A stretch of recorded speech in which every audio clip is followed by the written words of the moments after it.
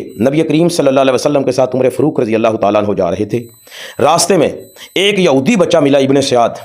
وہ کہنے لگا کہ اے محمد صلی اللہ علیہ وسلم، جو آپ کے دل میں ہے میں آپ کو وہ بتاتا ہوں۔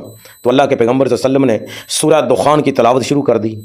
تو پوچھا کہ میرے دل میں کیا ہے؟ وہ کہنے لگا دخ دخ۔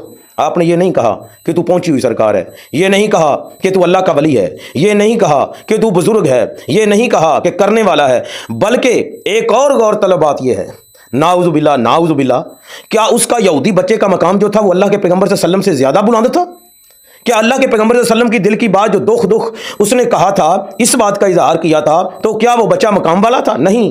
آقا علیہ الصلوۃ والسلام نے فرمایا کہ تو دنیا کا ذلیل ترین انسان ہے، ذلیل ترین۔ اور پھر عمر فاروق رضی اللہ تعالیٰ عنہ کہنے لگے کہ اللہ کے پیغمبر صلی اللہ علیہ وسلم میں اس کا سر قلم نہ کر دوں؟ فرمایا کہ نہیں۔ کیوں؟